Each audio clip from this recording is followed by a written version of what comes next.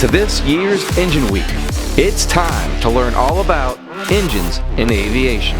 Nick Otterbeck, Aircraft. We've been here since 2004. Firewall forward components, radiators, cowlings, engine mounts. This is based on several hundred Corvair-powered Zeniths that have flown over the years. Thunderbolt is kind of its own animal for Lycoming. Now it's Continental Titan, that's where they came together. Yeah. And we're looking for service and support dealers currently. This is our 160 horsepower, same family of engine as the 140.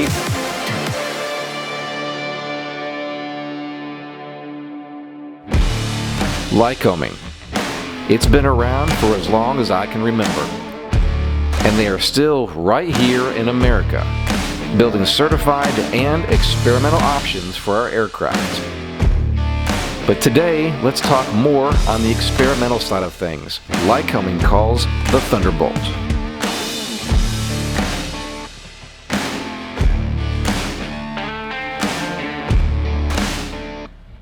All right, here we are, another fun season of Engine Week. We do this about every 2 years because there's not a whole lot of huge change in the industry every single year.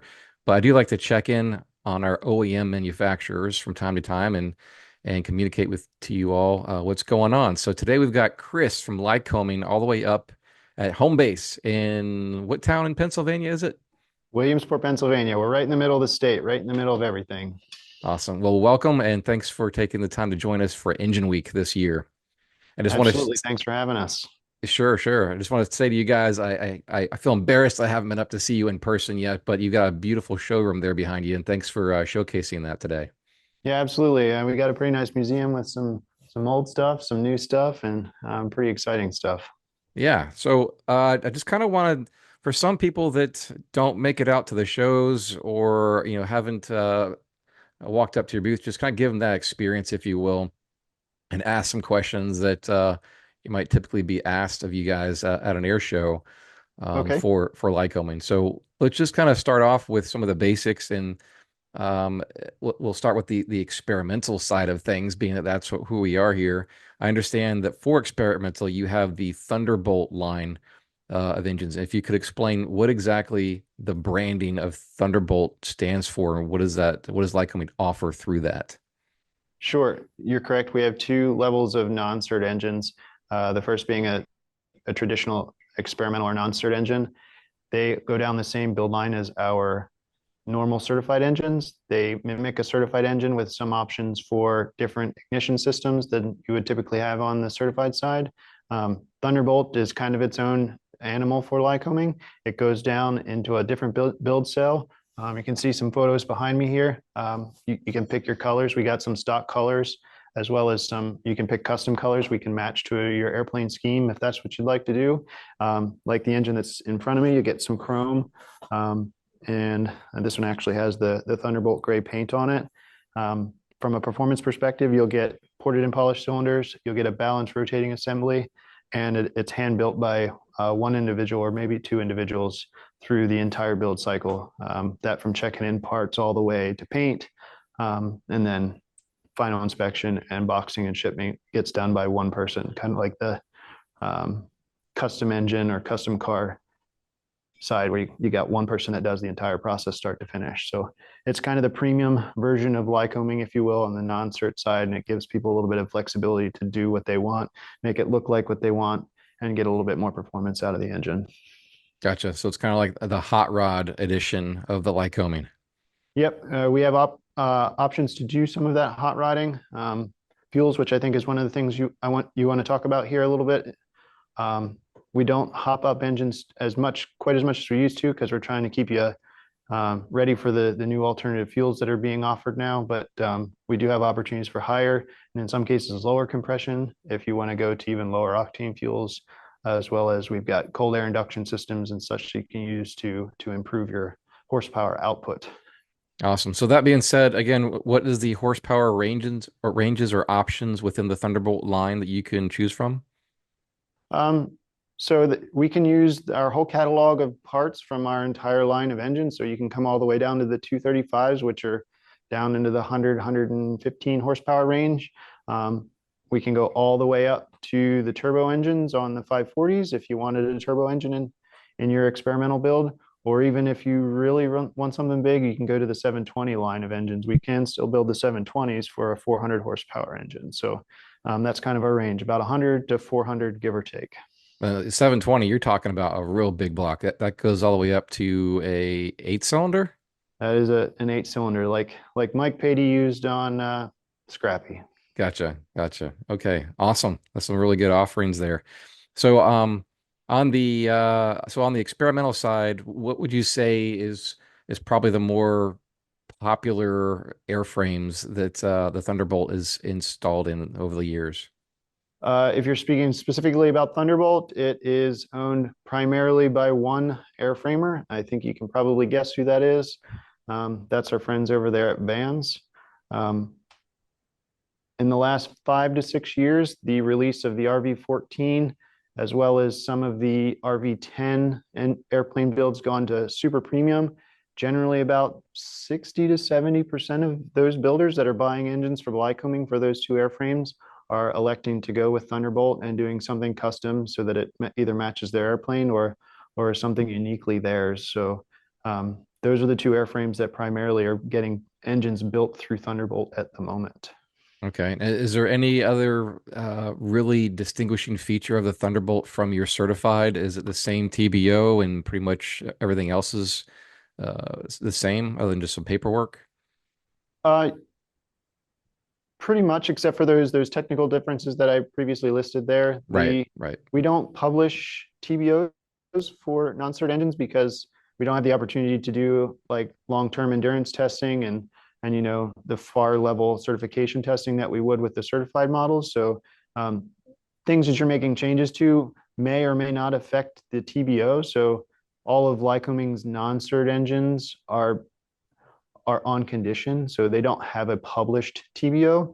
The traditional standard non-certs are going to mirror pretty much their certified counterpart, but the Thunderbolts may vary a little bit one way or another, depending on what you choose from a configuration standpoint. Okay. And does a Thunderbolt as a standard come as carbureted, or is it strictly fuel injected, or can you have it any way you want it? Any way you want it. So like I said, Vans orders most of the Thunderbolts at the moment. And at the moment we offer engines without fuel and ignition systems. So I know there's a fair amount of builders that are trying or using some of those electronic fuel and ignition system, whether that be EFII or if that is the some of the other systems like that. So where they're actually adding electronic fuel systems. So we'll sell it without that stuff so that you can add it after the fact. We still do test the engine, even though that we don't ship it with fuel and ignition system. We'll put slaves on it and test it that way. Or we can sell you a carbureted engine. I still sell a handful of O360s for legacy like RV8 or RV7 builds. And even some Zenith builds actually have started to take non-certs and Thunderbolts as well. So I got some of those that go out with the lower horsepower range of engines.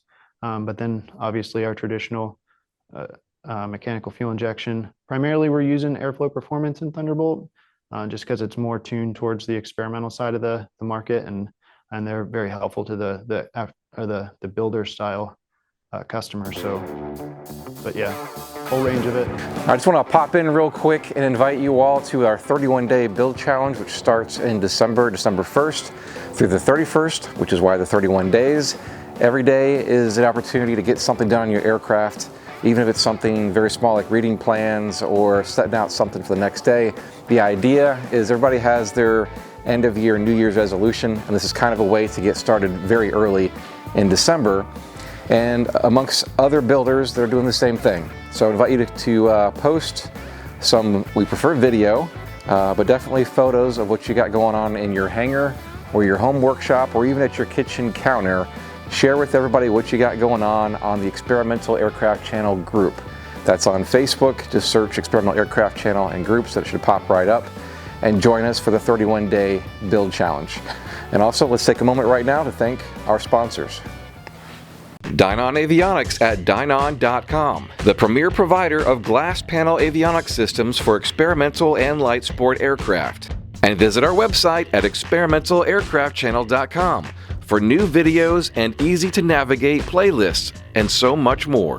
Yeah, so regarding like the the craze of STOL and so forth, what has been a Mhm. popular platform as far as whether it's a carburetor or fuel injected or which model has been really popular in the STOL crowd? Yep. So it goes one way or the other. We obviously are the power plant on a lot of Cub Crafters airplanes. We actually just had a pretty good call with Virgil and Mackenzie at Bearhawk. So we do offer a wide range of backcountry engines as well. I do know that some of those builders are going for super light configurations, and I'm thinking backcountry Super Cubs. They have a couple builds that they're doing now that are they wanted as light as a configuration as they can get, so they went with a carbureted, non-counterweighted, fixed pitch configuration. So they got absolutely every pound of weight they could out of the engine. But it goes the opposite direction on the Bearhawks, where they're building that nice big 6-seat airplane for STOL, and they're going all the way up to the 580, 315 horsepower, 580. So I wouldn't call that the lightweight option. No. Uh, But the thing is a truck with wings. So it is pretty awesome. I know a lot of our tech reps really like that airplane. They're trying to yeah, figure out how yeah. to get one. We're looking forward to seeing how that progresses under new ownership as Yeah, well. yeah, us too. They're doing a great job. Yeah. So I also wanted to ask, as far as like we're talking about new, we're talking about Thunderbolt. Obviously, you do the Thunderbolt and certified aircraft engines. Are you Mhm. also doing remanufacturing services? Can people still ship everything to you in reman, or are you selling stuff that's already done like in a box? Like how's that working these days? So on the certified side, yes, we have three levels of engines that we have new, rebuilt, and overhauled. That's our traditional business, if you will, aftermarket business, where you can order an engine. We primarily work off exchange. So you order an engine, we build it for you when your build date comes. We ship it to you, you make the engine change, and you send the core engine back. Um, we've only been building non-cert engines for give or take 10 or 15 years. So we haven't really had much demand for those non-certs to come back. The FAA doesn't like us to bring experimental parts back in-house and mix them with certified parts. So we haven't quite laid flat how to do overhauls on those experimental engines. But we do recognize that the demand for that type of business is coming, because some of those vans customers especially are really they do fly their airplanes a lot more than They'll the just they'll gamma just sort of age out. average 50 to 100 hours a year. So Yeah. they're going to need overhauls here shortly. So we'll come up with a solution, but it hasn't been a need as of yet, but we definitely see it coming. Okay. Very good. Very good. So that you guys still are offering those services there. Yep. You That's more than half of our business on the certified side. Yeah, yeah. And on the certified side, 'cause you already mentioned on the experimental, what is the TBO looking like for across the whole line? Is it still is it 2400 or it depend on which horsepower option? It depends on the engine. We have a service instruction for that.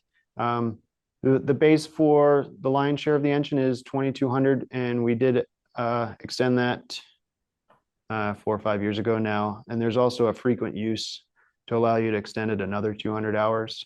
So you can get up to 2400 if you're flying the airplane a lot, which is probably more built towards commercial operators and flight schools. But if you really fly airplanes as a private individual, you also get an extra year of warranty if you're flying more than 40 hours a month, and you get an extra 200 hours on your TBO. So Awesome.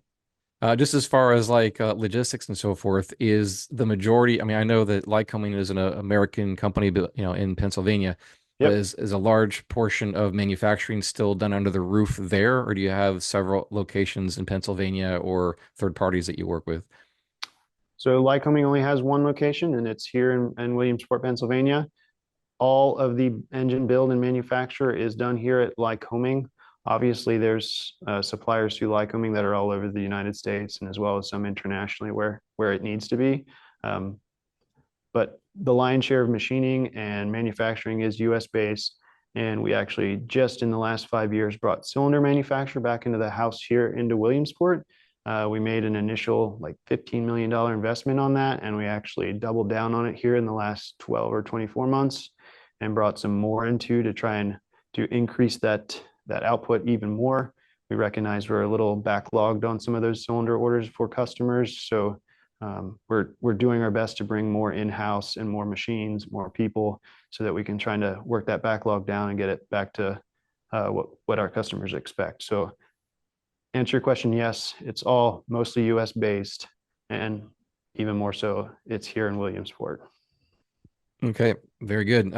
You mentioned earlier about the topic of fuel, and we've seen some kind of breaking news this past year about some fuels being offered, but then also some follow up on that. It seems like it's still being dialed in. What are you guys hearing, and what are you thinking for the future of fuels? Absolutely. Yep. So Lycoming has committed to be a technical partner to the now Eagle, what used to be PAFI. So we provide technical expertise at our VP of engineering or director of engineering level. She attends the meetings and adds to the technical content of the meetings. So we're very actively supporting that. We did provide engines and test equipment or test methodology to the FAA Tech Center to help them be able to do the testing that they need to do to approve fuels. We are aware there are a few fuels that are coming online as an STC. We are in support of Eagle. We are available to test any fuel that is willing to work with Lycoming so that we can test to make sure that it is not only performs the way we'd expect it to, but it is also safe for personnel and for the engine and aircraft. So that is all being done as we speak. For specifics on each individual fuels, we do have a service instruction that outlines which fuels you can use in which engines. And as things move along here, because there's a lot in the media and a lot of things, assumptions and claims being made, if Lycoming has a stance on it, it is on our website now at lycoming.com/fuels. So there's an FAQs page on that link that will give you all of our Lycoming specific answers to those questions. So within those different fuels, is it something just as simple as like changing spark plugs to a hotter or colder plug, or is there more to it than that? There's more to it than that. The fuels game is a lot more difficult than I think a lot of people realize. The 100 low lead fuel is a very, very magical unicorn fuel, if you will. So Okay. you can't have your cake and eat it too in most cases. So that, which you kind of did with 100 low lead. So there will be some gives and takes as we decide on what fuel to move forward through as a general aviation community. What those are will depend on the mechanic or the chemical breakup of the engine or of the fuels. So as we get through the testing and we understand what the requirements are for each of those fuels, we will do our best to communicate that to customers and support the GA community as it becomes available. Okay, you mentioned earlier about bringing some things back home under the same roof, and some of that included the cylinders. Yep. Let's dive a little bit deeper into that, into the cylinder expansion and assembly. Mm-hmm. So you got a major investment into equipment, machinery to do, but like what specifically are you doing with all that? Sure. So through the early 2000s, we had a supplier that did all of they took the raw castings and forgings of the cylinder assembly, and they machined them and they assembled them for us, and then they delivered essentially complete cylinder assemblies to Lycoming for us to content with valves, springs, whether that be to use on a cylinder kit or to be used on our factory engines. We elected to, give or take 10 years ago, to start working on insourcing that. So we brought all new 5-axis CNC machines to do the cylinder heads. So we're buying cast aluminum cylinder heads. They come in here raw. We put them in the machine. It cuts the parts, and I think we might have some B-roll that you can share on that stuff. It's set up so that the operator can put the head in, and like 30 minutes later, it pops out a finished cylinder head to be inspected and used on a kit or an engine build. Likewise for cylinder barrels, we brought all of the machines in to cut the forgings of those. We do some internal heat treat with nitriding here and black oxide coatings. And again, when those parts are finished, they're ready to be screwed onto the cylinder head. And then we bought all of the tooling to do the cylinder barrel and head assembly, as well as machine and manufacture guides and seats and all of those good things, so that all of that is now physically here at Lycoming, where we're bringing the raw material in, and we're spitting out finished cylinders on the opposite end of those areas. That's awesome. It's good to hear. I'm sure that you all probably also got stung by the supply chain bug a while back, and now bringing that back in house, you can control that much better as far as the output. The input of like raw materials might be a supply chain thing, but that gives you some control. Absolutely. It gives us control of our own destiny from a schedule perspective and from a quality perspective. Aviation quality equals safety. So being able to keep quality high increases the safety on our products. So I appreciate what you're saying there about bringing that in the house. That's one of the goals for us, was to be able to control those sort of variables. And in that same line of thinking, we mentioned off camera before to talk about supply chain stuff, and Van's aircraft has seemed to have fully recovered, and that's obviously, as you mentioned, a big part of your business. You want to talk on that for just a moment? Absolutely. So I don't think it's probably a secret, but Vans is actually one of Lycoming's biggest OEMs. They rival Cessna and Piper for being the #1 to #3 OEM in any given year. As you're well aware, that those builders are finishing a Vans airplane one about every 3 days. So those guys are ordering engines from Lycoming, and we're happy to say that the relationship with Vans is still strong and that we are delivering on those engines. Maybe not as fast as customers wanted us to at the moment. We are still dealing with some of those shortages from the COVID timeframe and from suppliers just rediversifying through the COVID pandemic. But we've delivered 60 or 70 engines, I think, since the bankruptcy resolved. So we're getting caught up on those engines, especially the Thunderbolt engines, and it's good to hear that customers are finally starting to get those products and getting to finish their builds and getting to move forward and get to flying. Yes, that's for the whole industry. I mean, we've got some really big key players in the kit supplier, and of course they're one of the top in there. So it's good to have them back, if you will. You also mentioned something that you guys are working with, the Alaskan Airmen. What's going on with that? Sure. The Alaska Airmen's Association. You may have attended the gathering, the Great Alaskan Gathering that they do annually. I think it's in April.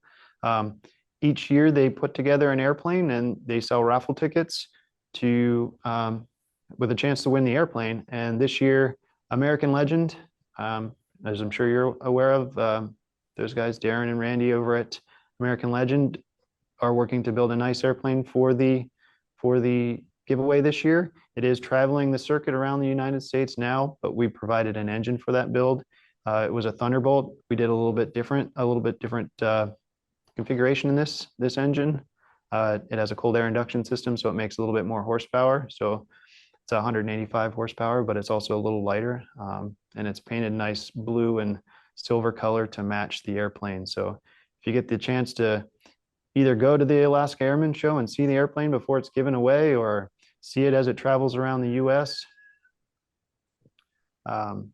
or maybe even buy a couple raffle tickets for an opportunity to win it as it goes for the raffle here in a couple months. It sounds like I need to give Darren a call and see this airplane up close.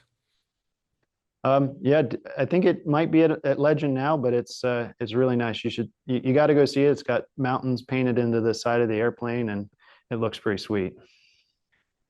So is there anything that you guys offer throughout the year, or maybe it's just air shows or whatnot, but I mean, there is a degree of service that you can do on your engine itself to keep it up, but do you guys offer any type of training classes or whatnot to educate people better?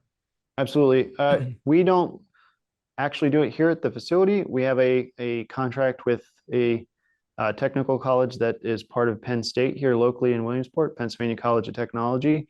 The links are on our website. We do 12 classes throughout the year where you can come here for a week, and it's set up so in the mornings you're doing some theory and classroom work, and then in the afternoons you actually take a 360 apart in the first half of the week and you reassemble it in the second half. So it's a really good class for folks, new A&Ps that are starting to learn the configuration of Lycoming engines, or for pilots that are just trying to better understand what's going on underneath the cowling behind the instrument panel as they're flying their airplane. We also offer free classes at Oshkosh. So if you're at AirVenture each year, we do classes all week long where we do sort of abbreviated sections of that class there so you can sit through it at the show. But yeah, we do offer that training. Awesome. Awesome. And also, and maybe this is something you can't share at the moment, but is there a good number of people throughout the year that are trying to get into aviation that contact Lycoming to see about possibly, powering their aircraft? I'm not talking about just the onesie twosie of somebody's, doing something very experimental, but like an actual company. Is there more airframers on the horizon? Is I guess what I'm trying to say. So a bunch of new manufacturers, not really. There's a couple that are changing hands. You're aware of the Bearhawk and Mackenzie and Virgil buying that out. They're doing a great job. Zenith is building more and more airplanes, and they're starting to come up in the size of the airplanes that they're building. And there are builders that are starting to consider using traditional Lycoming engines rather than some of those smaller, either automotive or Rotax based engines in their airplanes. So we're seeing a little bit of upside there. Some of the certified OEMs have changed hands. I'm thinking companies like Enstrom. Enstrom did go out of business for a short amount of time, but has been picked up by a new owner that's making a big deal or making a big change to the way the company is operating. And they're starting to sell airframes as well. So new designs, new things. I mean, there's always somebody that's trying to break the mold. We're all aware of the VTOL and all that stuff that's going on, but traditional, fixed wing or helicopters, there's not anybody super new, but a lot of enthusiasm and a lot of action with people actually buying and them selling those airframes it seemed to be starting back after the pandemic here. Yeah. Okay. All right. So one of the last questions here, we heard a little bit of buzz at this last Oshkosh. I think there were some meetings on site about Mosaic and so forth. Sure. Are you guys kind of preparing to see what or expectations of what's going to change? And then I would imagine for you, if bigger aircraft are going to be in this realm, that's going to increase your output as well. Yep. So we are looking at Mosaic optimistically. It doesn't particularly change a whole lot for Lycoming. It does change the requirement from the airframer of how the engine is quote unquote certified. It may not need to be FAA certified anymore. It may have to comply with ASTM level standards. From Lycoming's perspective, it isn't much different from a workload standpoint. So it doesn't change much from a Lycoming design and testing standpoint, but it might change who is dominant from an OEM customer perspective in the field by what they can build and what they can deliver. Again, somebody like Vans could potentially be competing with a Cirrus and a Cessna and a Piper on the market of a finished delivered airplane here in the next 2, 3, 4 years, that's an exciting change. Vans has a way of building airplanes that may be cheaper or more economical than the legacy FAA certified. So we're keeping an eye on it, and we are prepared to do ASTM certification. We do have a couple ASTM certified models, one of which is for Vans at the moment for the RV10. So we've started to do a little bit of it, and we are prepared and ready and excited to see what it brings to general aviation. As we are too. That's awesome. We're all looking forward to see what. I don't get it exactly with the Mosaic thing of allowing more. It seems like the government doesn't usually allow more. They want to take away, but in this case, it seems like they might give away here. So we'll see what happens with it. And again, if that happens, and you guys will probably doing some more expansion work to keep up with the workload. That would be exciting to see GA to start to go off again. It's been a long time where, I mean, everybody sees it. GA it's hard to certify. So the legacy airframes are the ones that have been for the last few decades. So having the opportunity to potentially sell in different markets is a pretty exciting perspective. Absolutely. And and for people that would like to see you guys in person and touch it, feel it type thing in 2025, what air shows or trade shows will you be at around the world? We're at all the majors, the Sun and Fun and Oshkosh, obviously. We also do display at Aero in Aero Friedrichshafen. We do, our regional sales managers do hit a lot of the smaller like IA seminars throughout the country, especially in the early part of the year when those presentations or training sessions are going off. So we're at a lot of those, even if we're not marketed that we're there, we are there in some shape or form, but we're at all the major shows, primarily general aviation shows. Awesome. Okay. And do you guys do factory tours at all, and to what level? Yep. If you don't have a Lycoming engine on order, and you just want to come in and do a tour, you can go on our website, and there's actually a link where you can put in a request to come do a tour. You don't even need to own a Lycoming. We'll set you up for a tour within the bounds of some availability of tour guides. If you have an engine on order, whether that be an experimental with Vans or one of the other OEMs, you are welcome to reach out to me directly, and I will do my best to give you a personal tour and show you where your engine is going to be built, or possibly even if your engine is in build, get to see it while it is being built. And the same goes for the rest of my sales peers. You're welcome to reach out if you've got an engine on order to get with those guys directly and potentially come in and visit with them personally. That would be awesome to see that in production for sure. And what is your guys' website there? Lycoming.com. Perfect. Well, Chris, I really appreciate you guys jumping on with me today and giving everybody an update through Lycoming during our Engine Week series. Again, we do this about every other year just to keep in touch with the industry and what's going on.